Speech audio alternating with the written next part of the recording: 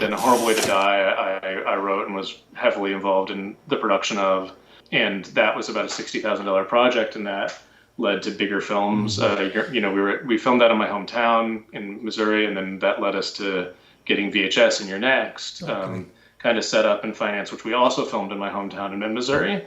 All those being like well under $1 million projects, and that led to bigger things for me as, that led to The Guest and Blair Witch and now ultimately Seance. Let me go back and touch on a couple things you just mentioned. I want to talk, if we have time, about VHS a little bit. That's kind of a horror movie that's sort of out there. A lot of people have heard it, and I've actually had some of the some other people. Isn't that sort of an anthology where different people wrote different sections? And I think I actually had a writer from Atlanta who actually wrote. Maybe it was for the second one, VHS 2. I don't know, but it's something that maybe I would get to a little bit later. But let's talk about Dead Birds.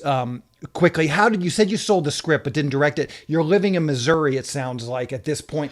How did you get that script out there? Maybe walk us through that a little bit. What were those steps to actually getting that script sold? Yeah, I mean, again, my perspective on the film industry was always kind of, I guess like a lot of people, I just felt like a total outsider and, had no concept of how I would get a script read or how I'd get an agent or anything like that. Not that I have an agent now. I haven't had an agent like in a decade. But so that doesn't actually matter. Is one of the things you gradually learn. But I didn't really know anyone, and I was just going to do this myself. But I had gone to film school with a guy, Jim Busfield, who I wanted to act in the movie, and he at the time was working for a company called Silver Nitrate, who did these kind of negative pickup deals for Sony and particularly Screen Gems. Working for a guy named Ash Shaw, who financed a lot of kind of like stuff for the video market. And just to find the negative pickup deal, that real quickly, just for people who maybe aren't aware of what that is. So in that situation, what happens, and it's usually kind of done for generally union and cost reasons. What will happen is a studio will essentially pre-acquire an independent film in a situation where they're basically financing it, and they're calling it's called a negative pickup. I think kind of referring to the, I don't know if that's a cost thing, but I always just assume that's like the film's being bought straight out of the can, before the film is like even, made or developed, or, as soon as it's shot, it's owned by the studio. They acquire it before it premieres, basically. So, you can do kind of multiple ways of making independent movies. Seance is an independently financed film that we made and sold. Happily for a profit, but that's a risky endeavor. What studios prefer to do is avoid any risk of loss. And so Dead Birds, which was about $1.5 million, that was not a WGA deal for me. I was non-WGA. And, Sony is a WGA signatory studio. So just, I think, even to get certain like low budget content, and this is during the DVD era too, which was a period where these movies were really made for a physical media home video market, which was huge at the time.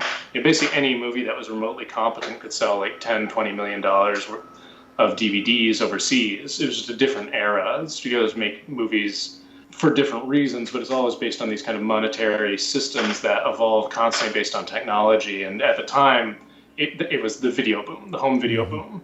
And so, they needed this product, they needed this content, but so they'd come up with these negative pickup deals, which happens all the time to this day. It's just a way of basically pre-financing a film that's somewhat off your books, made technically by a different studio, so you don't have to worry about it yourself, whether it's DGA or WGA or whatever, but then the movie is yours. So essentially Dead Birds was financed by Sony, but it was an independent production that went to TIFF and then was distributed by Sony.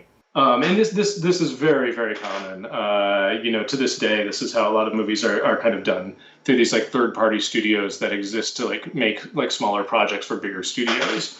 And it happens in a bunch of different ways. That's just kind of one of the most straightforward. And he had this deal, making movies for Sony, essentially making smaller movies. And so they needed content. And I sent the script to my buddy who's kind of working for them in this situation. He was just like, well, I think they'd be willing to make this. My pal Jim Busfield, he was kind of like, I don't know what your plan is, but I actually think we could get this set up, to be really financed and be a real movie. And he did. He showed it to his boss, Ash Shaw, and they put it together. But there was no version of me directing that because I was very young and inexperienced. They wanted a more experienced director. They hired a gentleman named Alex Turner, who I'm still friends with as well.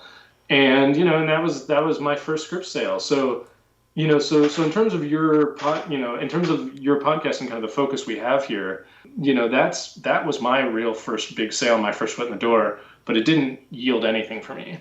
I got hired to write a sci-fi channel movie called Frankenfish, for which I was paid $12,500, and that was it. I managed to write another script, which was kind of going to be part of this companion piece trilogy with Dead Birds, that Alex directed, but and that was going to another deal through Silver Nitrate and Sony. But that happened. We filmed that right before the writers' strike, and then they ended up basically pulling the post budget, re-editing the film, and retitling it. It was originally called The Stonehouse. So that ultimately is a movie that, like, while I like a lot of things about it, I see none of my work in it actually whatsoever, and I think Alex feels kind of the same. It ended up being just kind of taken away from us and not really becoming what we intended it to be. But that was the kind of experience that made me realize I needed more control over my scripts and my writing, because you can write a great script, but if it becomes a bad movie, no one's gonna like go back and read it and give you the benefit of the doubt. Your career's just done, right? So that's when working with Adam kind of came into play. Where I was like, I trust him. I know we're gonna make good movies. I know we're making movies for the right reasons. But but for me, selling my first script was really. It's a funny thing because people always ask me if they should go to film school, and I always say, no, absolutely not. Why would you do that? What a terrible waste of your money. Like horrible. Just make a movie. But I'm lying, of course. I'm being a hypocrite because I went to film school because I didn't know how to make a movie.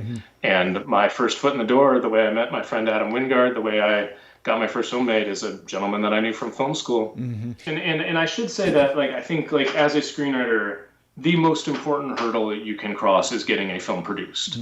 Because once you're able to point to something and say, I wrote that, no matter how bad it is, no matter how obscure or low budget or whatever, you have written something that exists other than just a script, which, let's be honest, most people are just going to see it as the blueprint for a final product of art and entertainment, not an existing work of art on itself.